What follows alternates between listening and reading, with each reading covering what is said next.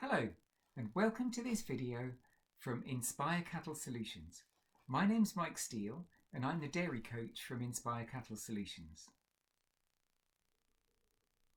Today we're going to be talking about milk fats, where they come from, milk fat depression and how to keep milk fats consistent in your milk supply.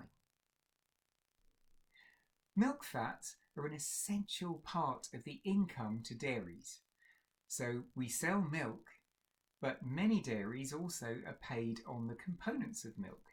Things like if you're selling cheese or yogurt, then the components of fat and protein are going to be really important to you. So we need to make sure in many dairies that the milk fat content is not decreasing and it's staying as consistent as we can.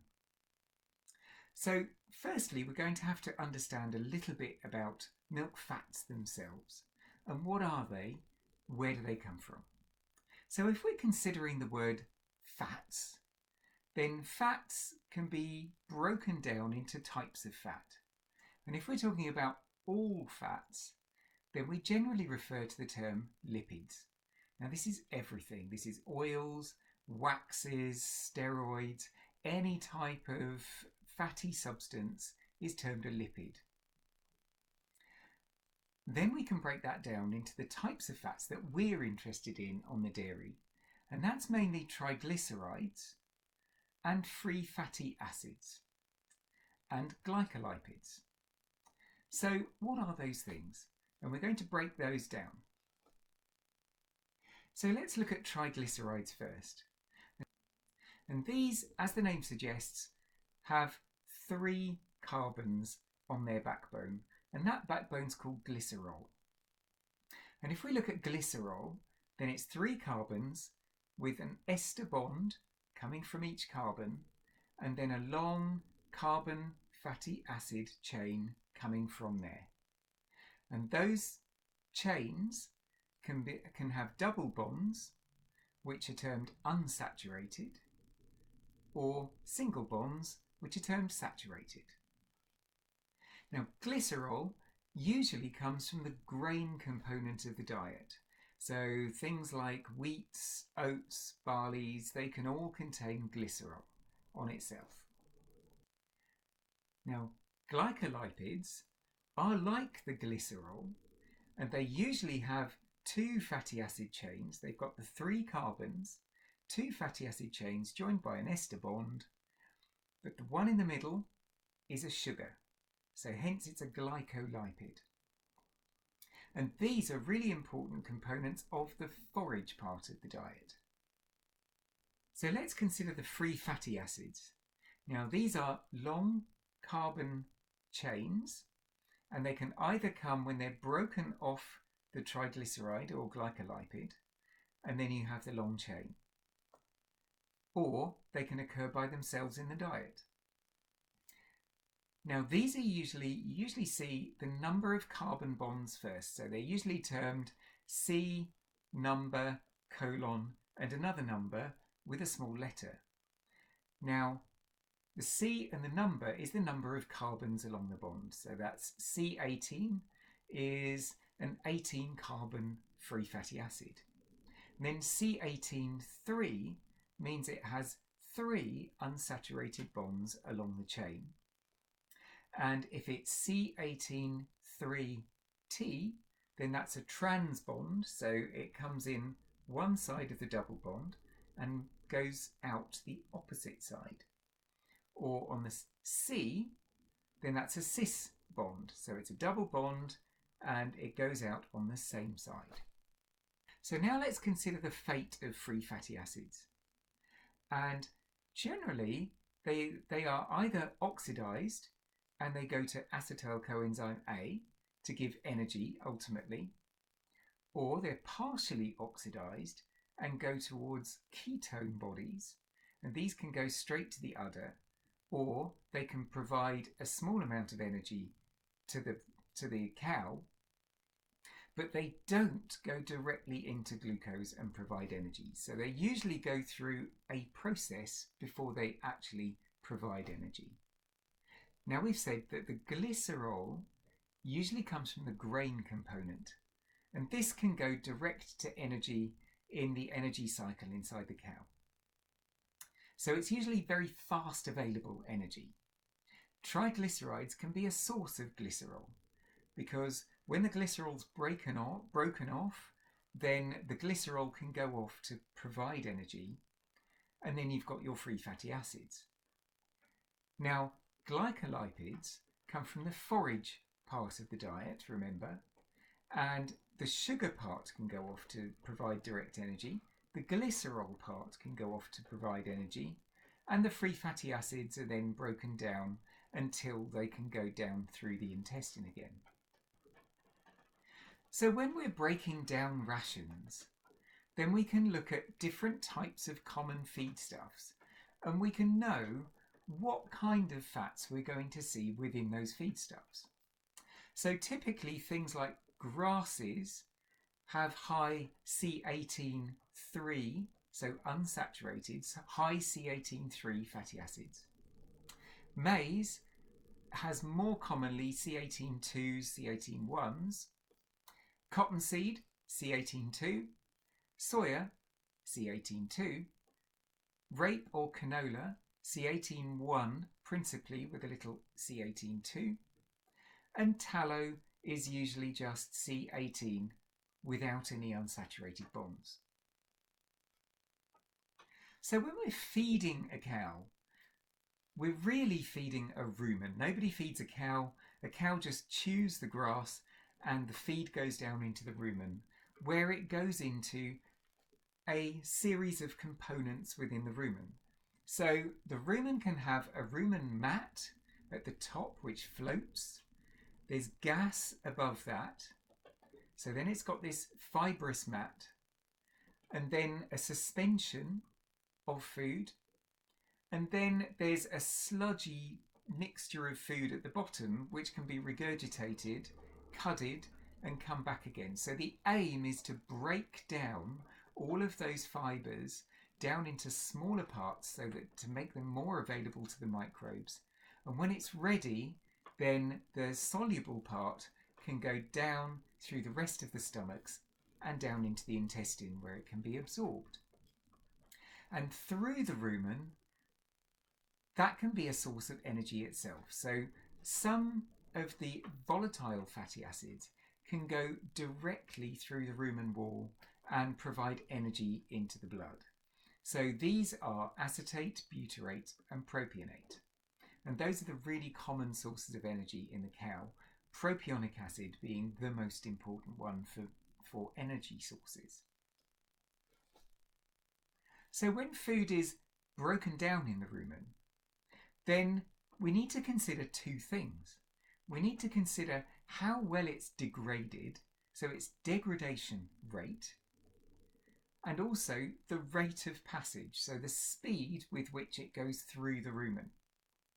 So the maximum we can get out of that food depends on how it's degraded and depends on how fast the time it takes to be able to absorb all of that goodness and the energy from that diet. Now, unsaturated fats are toxic to rumen bacteria. So what the bugs do is they try and convert these to saturated fats. So most fats in the intestine of cows tend to be saturated fats. So there are two phases to this. So if you've got a glycolipid or a triglyceride, then the first step is to break off the glycerol. And as I said before, the glycerol can go off towards an energy source. Then you have the free fatty acid, and that is broken down generally in steps. So it's a single chain, say it's C18-3. So then what the bugs do is they add the hydrogen onto the double bond. So it goes from C18-3 and then C18-2 and then C18-1 and finally to C18-0. And at that stage, it usually leaves the rumen and goes down into the intestine. We've talked about the rumen, So now let's go to the udder and talk about how fats get made in the udder itself. Now this usually starts with a supply from blood of fats, so this could be glycerol, or it could be the volatile fatty acids, acetate or butyrate, or it could be some of the free fatty acids, or it could be made in the mammary epithelial cell itself. And when this happens, what it's doing is it's rebuilding triglycerides, mostly. So it needs glycerol and it needs free fatty acids in order to rebuild the triglycerides, which go into droplet forms, and then they get secreted out into the milk itself. Together with the lactose, that's drawing in water, and that gives you the water and the fat component of milk. The mammary epithelial cell can also make fats from volatile fatty acids. And this is usually the acetate and the butyrate proportion.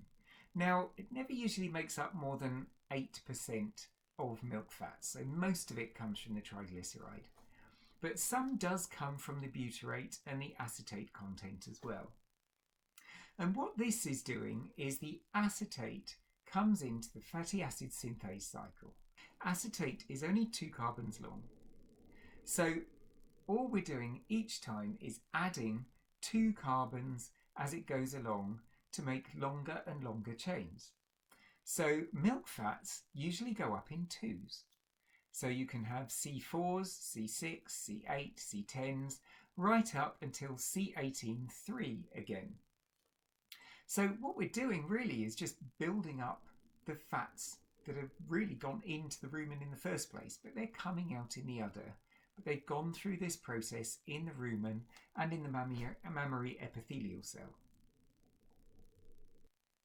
So that summarises how fats come into milk in the first place. So some come from the diet, which are coming from the grain, which is providing the glycerol, or they're coming from the forage, which is providing the glycolipids.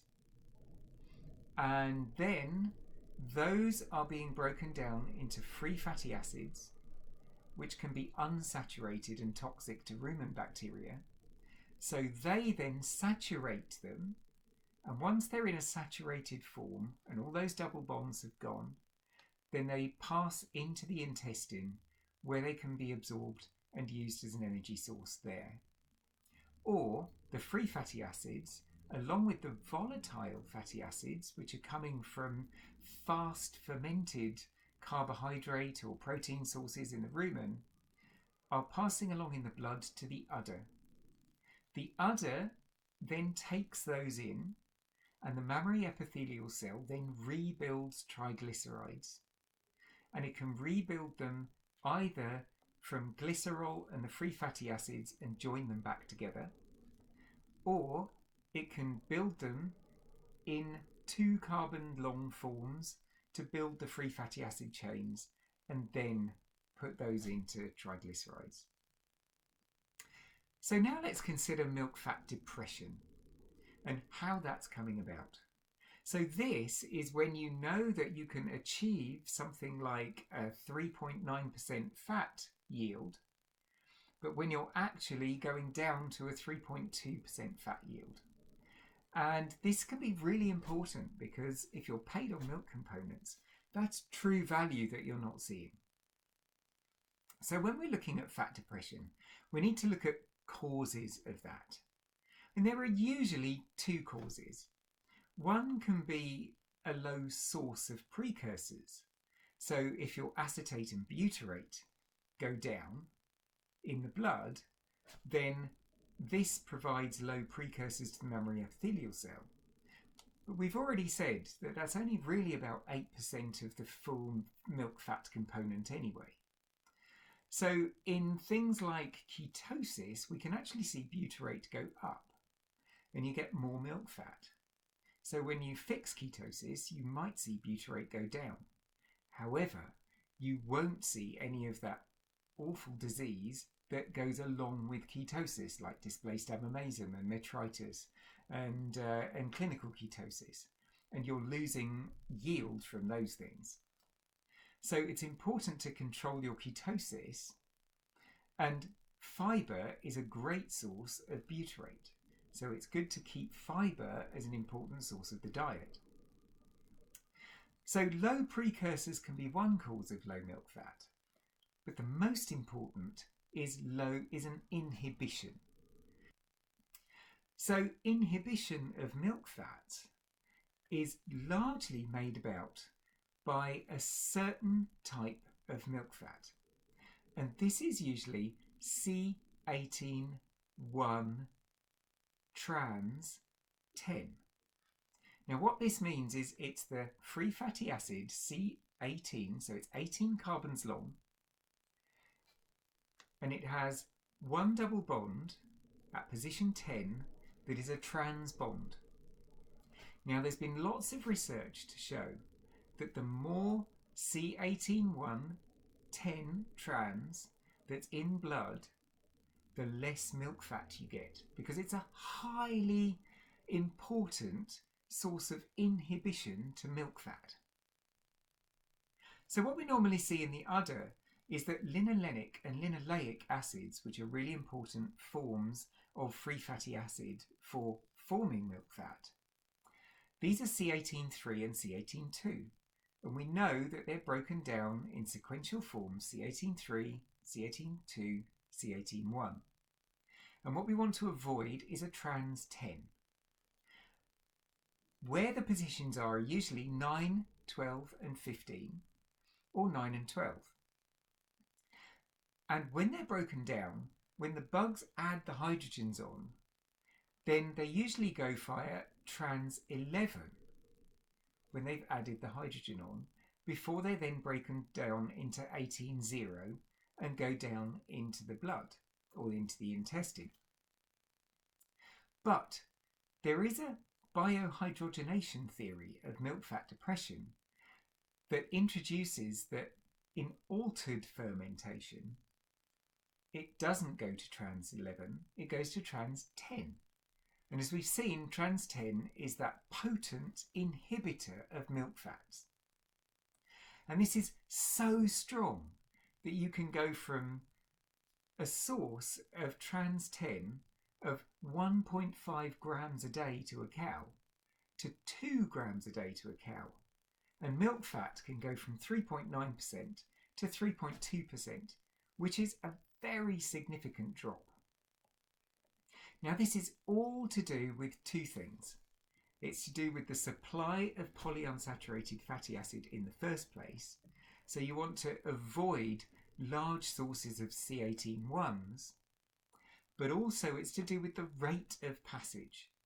So if the unsaturated fatty acid C18-1 is in the rumen long enough, it will be degraded down into C18-0. But we need to give it that time. And what gives it the time is physically effective fibre, a really good fibre mat. So we want to make sure that these cows are given a limited source of polyunsaturated fatty acid, but also have a really good digestible fibre and a fibre mat in their rumen. So that's why it's so important to look at precursors of C18-1, which are things like the grass and the maize, which are high in C18-3 and 2s, which are precursors, and polyunsaturated fatty acids. But we also need to absolutely make sure that we are supplying enough fibre for the fibre mat in order to decrease that rate of passage and increase the amount of degradation that we're doing to those fats. Now, monensin is quite often attributed to low milk fats, but this is actually untrue. Monensin does not cause milk fat depression, but what it does do is it makes that step of trans 10, if it's present, a lot worse. So if you're using monensin in a diet, then you need to make sure that you're also very carefully looking at the amount of fibre, the amount of available fibre you're decreasing salting in the diet, and you're limiting the amount of polyunsaturated fatty acid in the diet ration itself. And if you're doing all of those things, then you can achieve 4.2% milk fat on Monensin without having to worry about it lowering milk fats.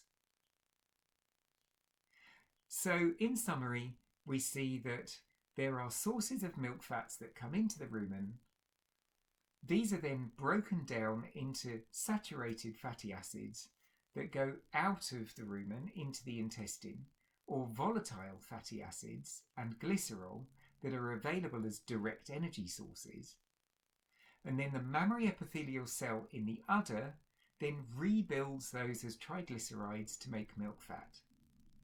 And milk fat depression is all to do with the rate of passage and to do with the sources of polyunsaturated fatty acid in the diet in the first place.